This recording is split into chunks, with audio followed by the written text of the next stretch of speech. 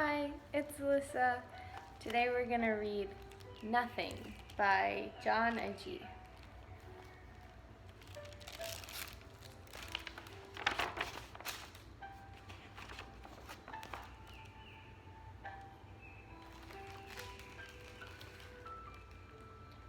It was almost 5 o'clock. Otis had just sold his last antique. He was about to close up shop when another customer walked in.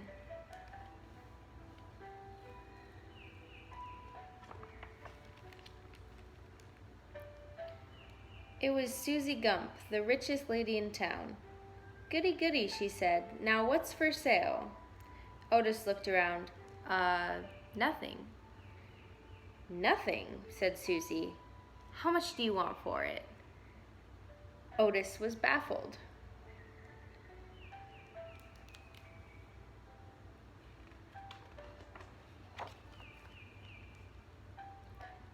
"I have a lot of things," said Susie, "but I've never had nothing. I'll pay you $300.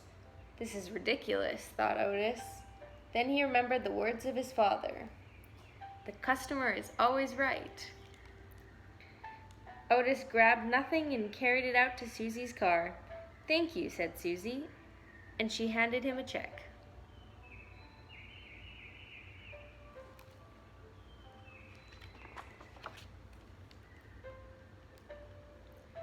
Otis was stunned.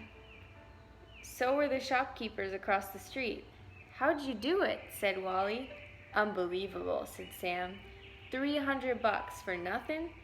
That only happens in movies." In fact, it happened again the very next day. Susie Gump was back. "Nothing is wonderful," she said. "I must have more." "But miss," said Otis, "I can't sell you nothing." "Very well," said Susie. "I'll find it somewhere else."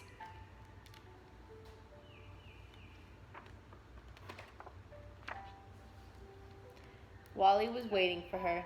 "You're in luck, miss. I have the finest in nothing." Sam called from next door. "I have nothing imported. Nothing from Italy, nothing from China."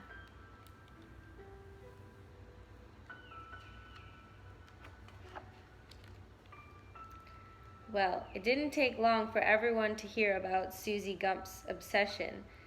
Buying nothing as if it was something? She was nuts. But then, maybe there really was something to nothing. If so, there was only one way for people to find out.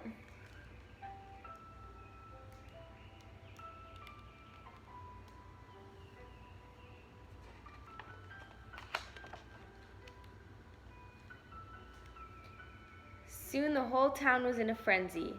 Nothing sold like nothing before.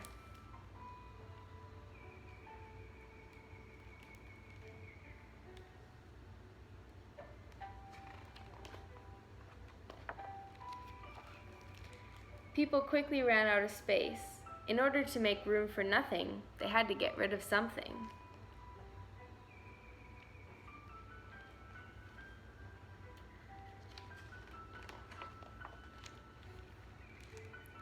Otis was thrilled. He found more things than his shop could hold. But business was bad. People didn't want things. They wanted nothing.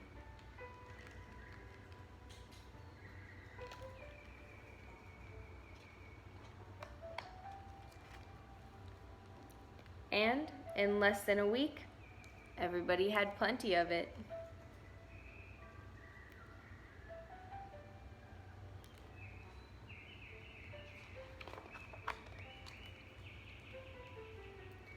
Over at the Gump mansion, Susie called her maid. "Rosie, could you fetch me a towel?" "There is no towel, madam," said Rosie. "What about a bathrobe?" "There is no bathrobe, madam. There's nothing." "Nothing won't do," said Susie. "I need something right now. Bring the car around the front." "There is no car, madam." So, still wet, Susie climbed back into her clothes and walked into town.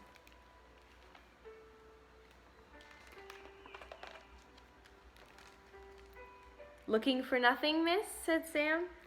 Susie kept walking. Something had caught her eye. A familiar antique shop.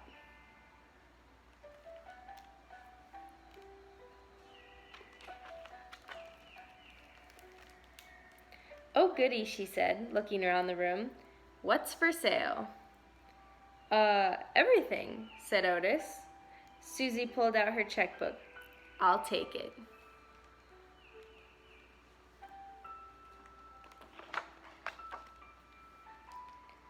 It was almost 5 o'clock when the last things were carted away. Otis's shop was empty again.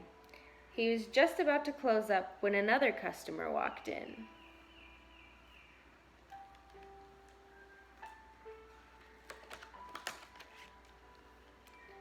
Fantastic! What a super-duper shop you've got here. It was Tubby Portobello, the richest man in town. What's for sale?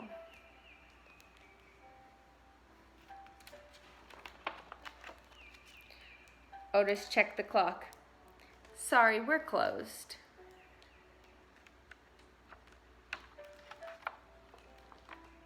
The end.